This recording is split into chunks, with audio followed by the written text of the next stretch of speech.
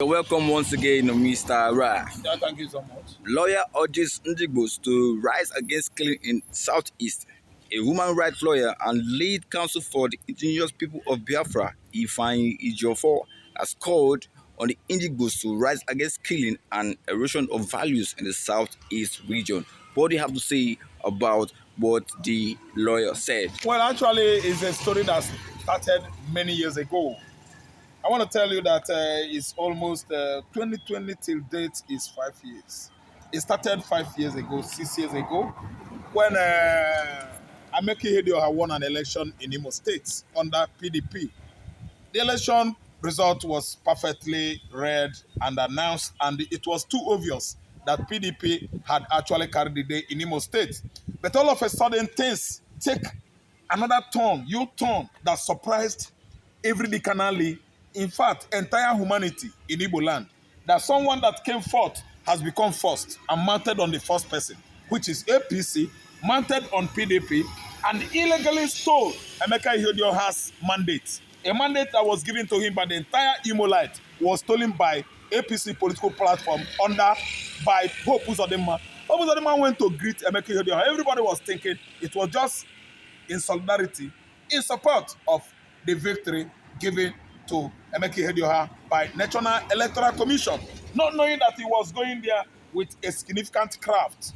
Yes, a plan to what? Deceive. And he actually succeeded because he had the Fulani Janjaweeds on his side. He had the federal might under the then administration of Buhari, which was why he is widely, generally, universally known as Fulani governor.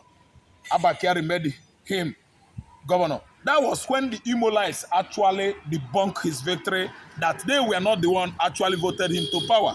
And I'm telling you that this controversy actually thrown the Igbo land into another militarization, process. That's how I target. But militarization process, militarization of Igbo land started 5 years ago, 2020, when Hope Uzodinma invited military operation.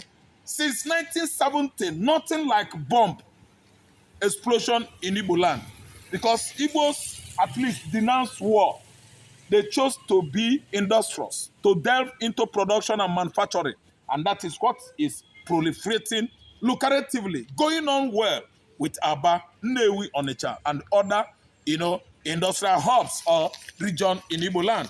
But come what may, I would be of the opinion that what Hope Uzodinma did in 2020 by stealing Emeka Ihedioha's mandate, gubernatorial mandate given to him by the Imolite, actually invited what we are seeing today as an escalated war, militarization of the most peaceful region in the in Nigeria, in the southeast eastern hemisphere of Nigeria. The Igbos, very peaceful, they don't waste blood.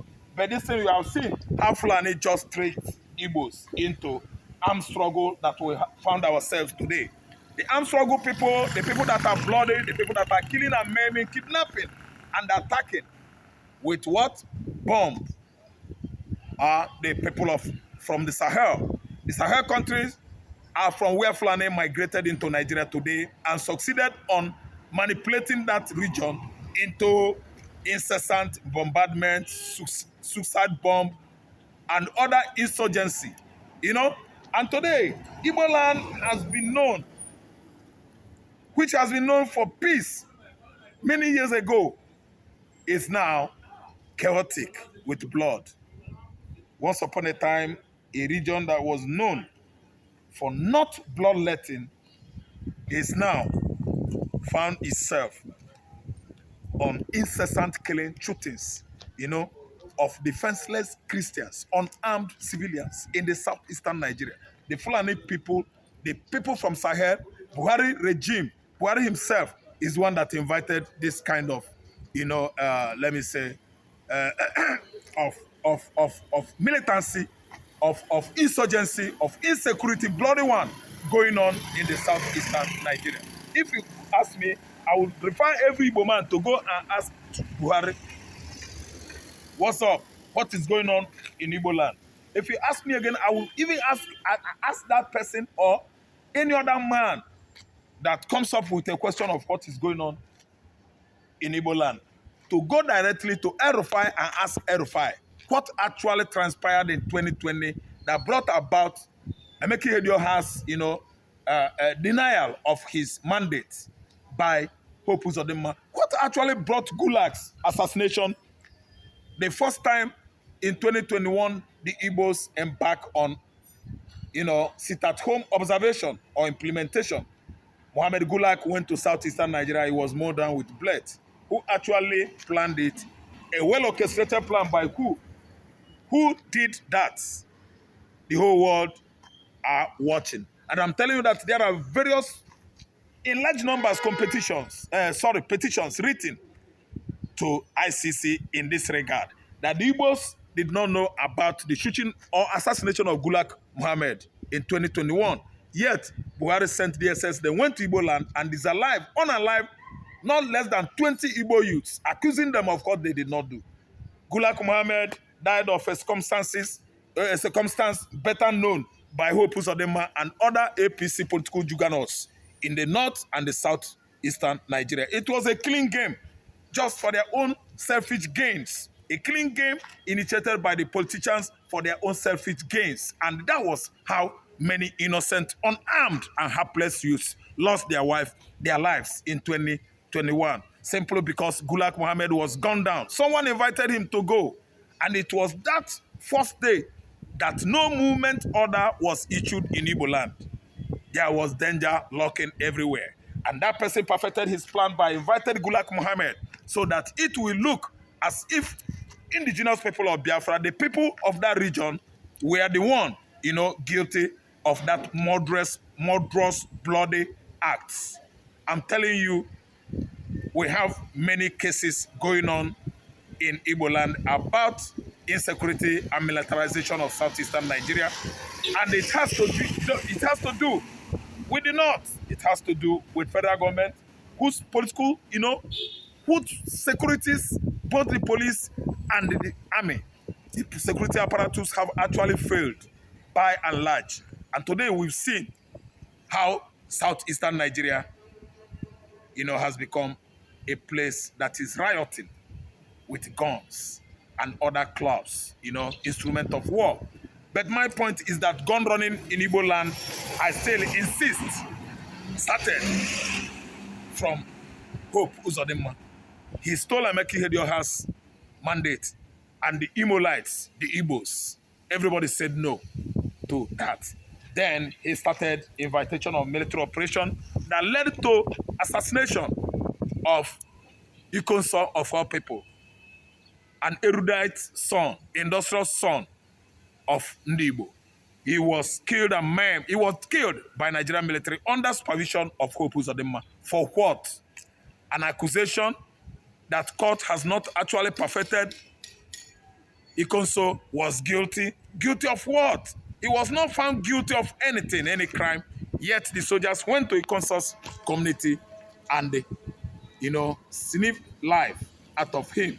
And he died today. So there are many victims in Imo State, many victims in Anambra, many victims in Ihiala. A situation whereby stray bullets actually divided a baby of 8 months into two. Now, this one happened in 2023. How does the whole world view it?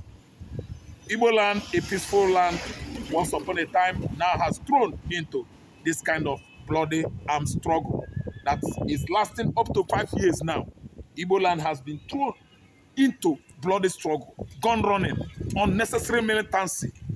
We are not known by bloodletting. We are Igbos. We are not sanguinary or bloody people. We've never, ever find it pleasurable killing our fellow Igbo men. Look at what just happened at Arondi Zuago. 28 Igbos were gunned down by terrorists that were rampaging from Anambra forest into Imo forest.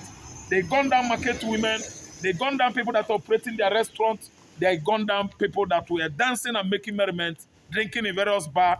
These are terrorist attacks from Fulani militias that escaped from north on the way to southeastern Nigeria. They wanted to lynch that mayhem in Anambra State, but they could not actually commit it in Anambra State. From Anambra State Forest, they ran into Imo State Forest. From Imo State Forest, they went into the town and began to mow down Igbos. unarmed Igbos, armless Igbos. They mowed down these Igbos with bullets. Many were killed to the number, to the tune of 28 people. It was actually indeed gory, heinous, and let me say ugly. Indeed, and the perpetrators are Fulani militias, sponsored by the so-called North elites who have destroyed northern lands, northern region, by infiltrating that region with unnecessary militancy by the terrorists and the so-called invited bandits by the former administration of Buhari. And today, it has circulated all over the country. Nigeria that is known for peace before. Bloodless country.